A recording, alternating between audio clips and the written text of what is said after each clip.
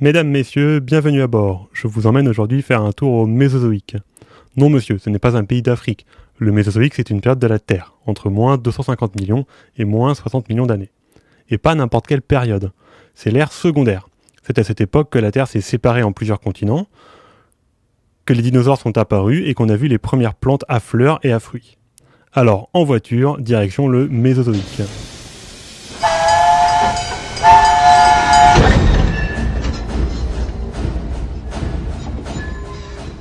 On s'arrête d'abord au Trias, première époque du Mésozoïque, entre moins 252 millions d'années et moins 201 millions d'années. Vous pouvez tout d'abord observer qu'il n'y a qu'un seul continent, nommé la Pangée. Et si on se rapproche un peu, on va voir une grande diversité de la faune et de la flore. Par contre, attention, vous allez avoir un peu la tête qui tourne, pas d'inquiétude, c'est normal, le taux d'oxygène dans l'air est très faible. Regardez ici, ces espèces de lézards. Ce sont des thérapsides, aussi appelés reptiles mammaliens. Ils font partie des rares survivants de l'ère primaire. En effet, environ 80% des espèces vivantes de l'ère primaire se sont éteintes au passage au Mésozoïque. Mais certains ont survécu, comme ces reptiles mammaliens. Malheureusement, ils disparaîtront à la fin du Trias. Mais si des espèces disparaissent, cela laisse la place à de nouvelles espèces. Et durant le Trias, il y a de nombreuses espèces qui apparaissent. Certaines ne survivent pas longtemps, mais d'autres vont persister. Et parmi les espèces survivant au Trias, il y en a une que vous connaissez bien, ce sont les dinosaures. Et eux vont perdurer jusqu'à la fin du Mésozoïque. Alors reprenons la route pour mieux les observer.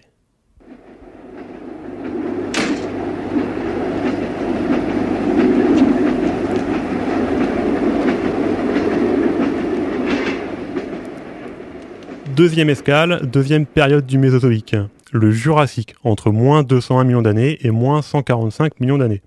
Regardez, la Pangée a commencé à se diviser. Le morceau que vous voyez là-bas, c'est l'Amérique du Nord, et celui-ci, c'est l'Eurasie. Et on va maintenant partir dans l'océan pour observer cette fois une espèce marine.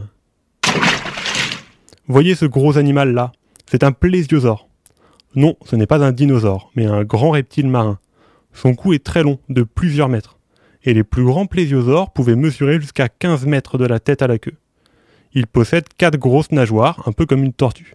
Ah, attention madame, n'approchez pas votre main. Les plésiosaures sont carnivores. Ah, il a décidé de regagner la terre ferme. Cela ne veut dire qu'une seule chose, il va se reproduire. Profitez donc de ce rare spectacle avant de repartir. Troisième escale, le Crétacé, dernière époque du Mésozoïque, entre moins 145 millions d'années et moins 60 millions d'années. Ça y est, la Pangée a fini de se scinder. Tous les continents actuels sont présents. Par contre, il y fait très très chaud. En moyenne, les températures du Crétacé sont supérieures de 8 degrés aux températures actuelles. Alors imaginez la température à l'équateur. Les premiers arbres à feuilles apparaissent, voyez ici, des figuiers et des magnolias.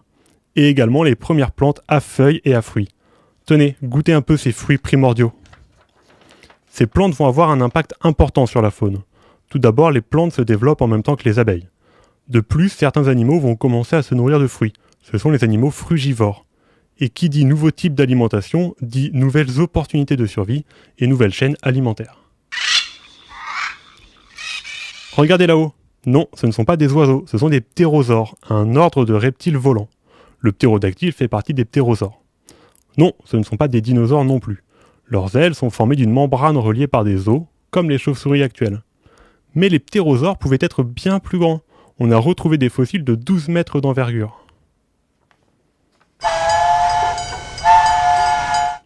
Et nous voilà à la fin de notre voyage.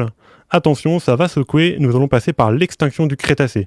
Grand bouleversement qui va causer l'extinction de nombreuses espèces, comme les dinosaures.